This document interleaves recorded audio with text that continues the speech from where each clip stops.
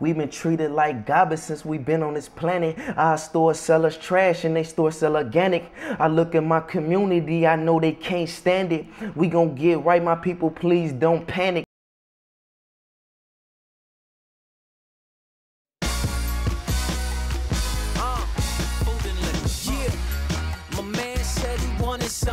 Last time I ate a home-cooked meal was on Thanksgiving of last year. For the Summer of Community Builders 2009, we are focusing and researching on food justice. Like if I wanted to go get a bottle of water or something, it's higher than pop or juice. And we are also discussing the problem of food deserts.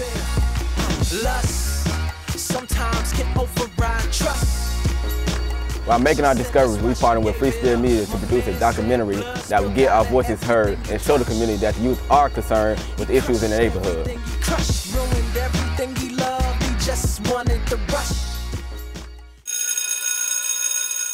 Why food is a social justice issue, right? And social justice issues are big and they matter. And so we really want to get into this. So how is a food desert something that we need to take action on because we are not getting equal rights? Whole Foods and Trader Joe's and Treasure Island, I'm sure all them places get really healthy food. So they put it in, like, I guess, well-class neighborhoods, like where they putting them new homes and stuff at in the suburbs, when they really making that much more money than we is. The grocery stores don't put their stores in certain neighborhoods because they probably don't know that the neighborhood is bad. They probably hear that this neighborhood is bad, so don't put your store in there because such and such happened when they really don't know. It's stereotyping us because it's not necessarily, all this stuff don't pertain to all African Americans. I will emphasize that not everybody in the food desert is poor and not all these areas are poor. Another issue is what we call agglomeration.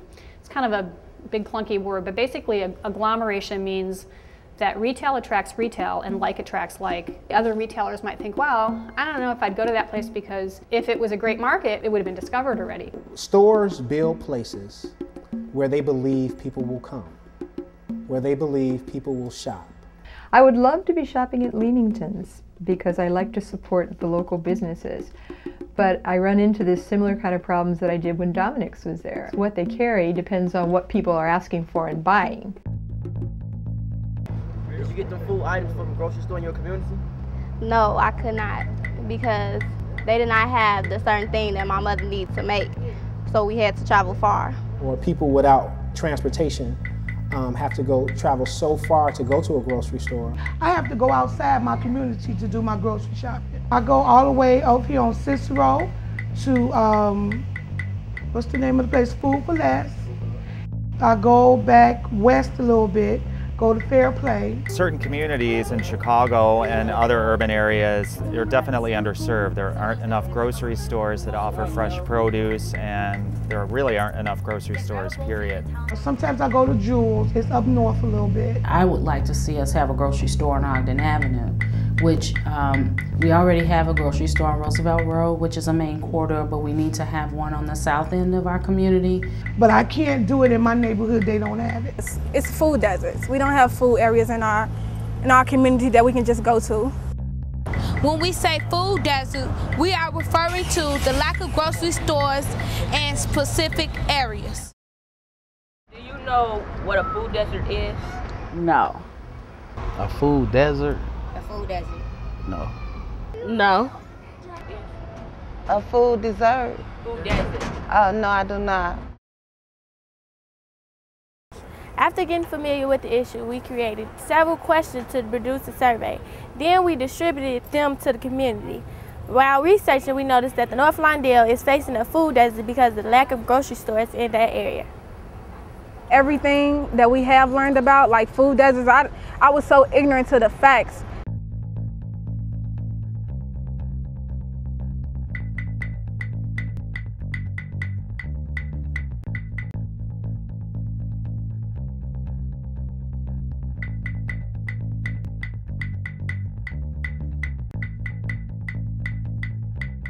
At first when we were doing the research, it kind of made me feel kind of mad because it is kind of true. Because all the good grocery stores is far out or up north or in the suburbs. but it's not in our community.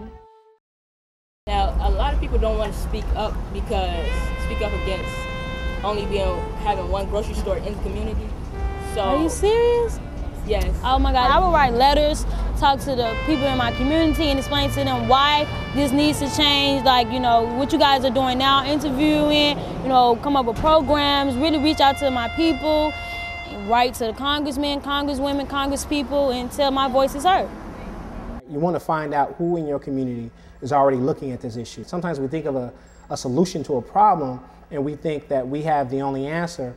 Then, you know, usually there are three to four others who are already working on the problem, but they're also working on it alone, right? My name is Shaquita, and I work at the Green Youth Farm. And today we have a market. We are selling radishes, cucumbers, zucchinis. We have scallions. We have mixed lettuce, collard greens, cucumbers, carrots. We have different herbs like parsley, dill, and we have basil and kale.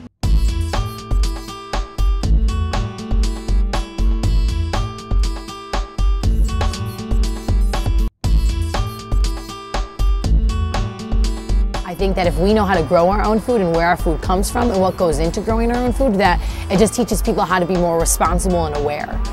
Some people, like myself, don't know that much about vegetables and all the plants. The Green Youth Farm just goes ahead and teach people about the plant they're interested about. So any one of these young people, after a year or a summer of completing this program, that they are pretty capable of going out and starting a community garden or growing vegetables in their backyard. I didn't even know it was a farm in this community, so it was wonderful to see how African American people are growing, you know, plants and vegetables. They sell it to people who really need it. So today I learned so much. Like, I didn't know we can actually grow something organically, like in this neighborhood. So today I learned a lot. Yeah.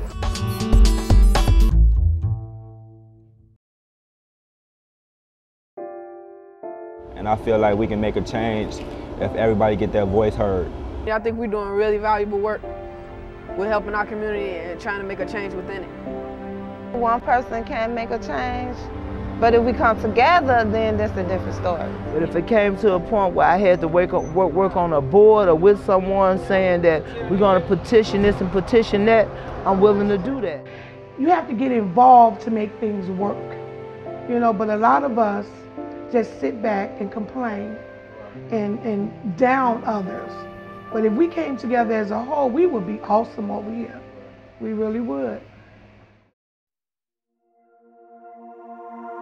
We think that it's important for us to let the people in the community know more about food deserts, because if they knew, then they would strive to get better food access.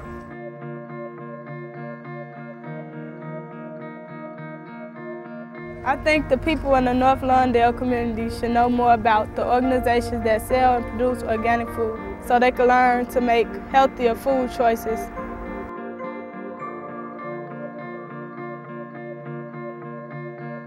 We need the community to be more aware to the access we have already. So sampling the healthy food choices these places sell will help them realize that there are better choices than junk food in our community.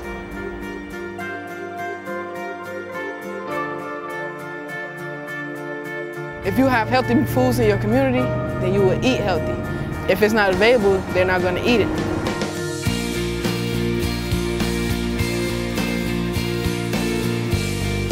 That's when I decided to become a community builder. We're trying to get better grocery stores and things of that nature.